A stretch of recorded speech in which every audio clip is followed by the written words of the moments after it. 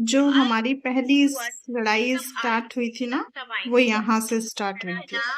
उस टाइम ये इन्होंने डाला था 16 अगस्त 2021 में ब्लॉग, ठीक है। तो उस टाइम मेरे सास ससुर में और मुझ में लड़ाई चल रही थी और 20 अगस्त को मेरी बेटी पैदा हुई थी। तो सोचिए और कितना बड़ा टाइम होगा। उस टाइम इनके हस्बैंड मर चुके थे, उस टाइम इनके हस्बैंड खत्म हो गए थे। तो उस टाइम देखो ये कितनी खुशी से वीडियो बना रही थी। मेरा घर भी बर्बादी पे था और इनका तो बर्बाद हो ही रहा था। तो आप लोग ही बताइए कि इन्होंने ये हरकतें मेरे साथ कर रखी हैं, मैं कैसे ना करूं। मैं बताती हूँ कितने मतलब खुशी से वेलकम किया गया, जबकि हमारे उस टाइम सारे कोर्ट केस हो गए थे, हमारी सारी प्रॉब्लम्स चल रही थी। तो मम्मी इनके यहाँ गई तो वो परेशानी में ही गई थी, क्योंकि सूरज भैया की डेथ हुई थी, वो कोविड की वजह से जा नहीं पाई थी इनके घर। और सपना चौधरी की जेठानी जो उन पर ये इल्ज़ाम लगाती हैं कि सपना ने ही उनके घर को बिगाड़ा है, ये वीडियो क्लिप में आप देख सकते हैं कि कैसे वो बता रही हैं कि सबसे पहले जो उनकी लड़ाई की शुरुआत थी वो कहाँ से हुई है। इस वीडियो से हमें पता चलता है कि लड़ाई कहीं ना कहीं शायद इनके दिमाग में ही चल रही थी, क्योंकि अपने दिमाग से ही कुछ ना कुछ सोच रही थी। क्योंकि इस वीडियो में ऐसा कोई वो नहीं है, क्योंकि अगर हम ये मानते हैं कि अगर इनकी सास से अनबन थी, तो एक बात बताइए, अगर आपके सास से अनबन होगी तो कोई तीसरा आके कैसे सुलह करवा सकता है? वो तो आपको ही करनी पड़ेगी ना। और कहीं अगर आपके सास जाएंगी या आप कहीं जाओगे तो वो उस वजह से ये तो नहीं है कि आपके मनमुटाव की वजह से उन्हें अपने घर में अच्छे से वेलकम ना करे या अच्छे से बुलाए ना या अच्छे से उनके साथ बिहेव ना करे। क्योंकि जो प्रॉब्लम है वो आपके बीच की है, वो सपना या उसकी फैमिली के बीच की नहीं है, ठीक है ना। और जो रही बात समझाने की कि उन्हें ये समझाना चाहिए कि आपकी बहू को आपकी ज़्यादा ज़रूरत है, तो देखिए ये तो समझाया ही होगा। हर चीज़ तो कैमरे के आगे आप लोग रखते नहीं हो। और आपने जैसे पहले ही बताया कि आपके कोर्ट केस वगैरह पहले से ही चल रहे थे, तो उसमें देखिए सपना क्या कर सकती है या कोई भी क्या कर सकता है? वो तो फिर पहले से प्रॉब्लम आपकी चल रही थी ना। बहनें हैं, एक उषा मौसी है और एक मेरी मम्मी है। क्या इस वक्त दूसरी बहन नहीं आ सकती थी? ये वहां उनके घर में बैठी हुई थी। क्या ये लोग नहीं कहते थे कि तू हमारे घर क्यों आई है?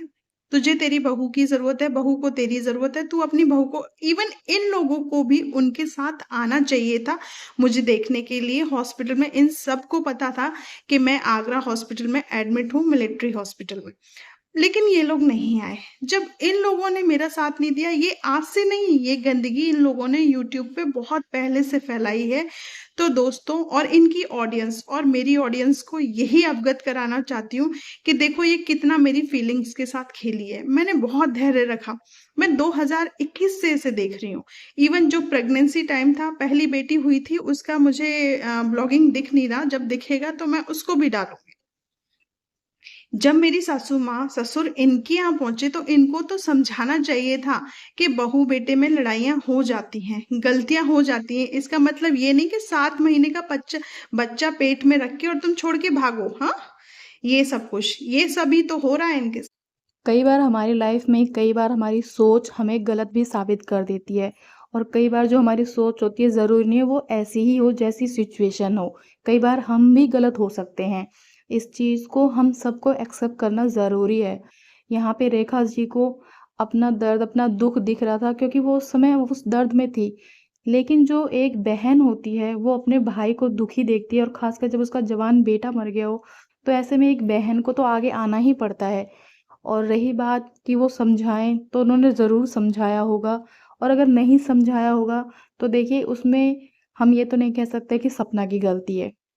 और वो खुशी-खुशी वेलकम अपने घर में कर रही है। देखिए कोई दुश्मन भी आपके घर में आता है तो आप खुशी-खुशी उसे वेलकम ही करोगे।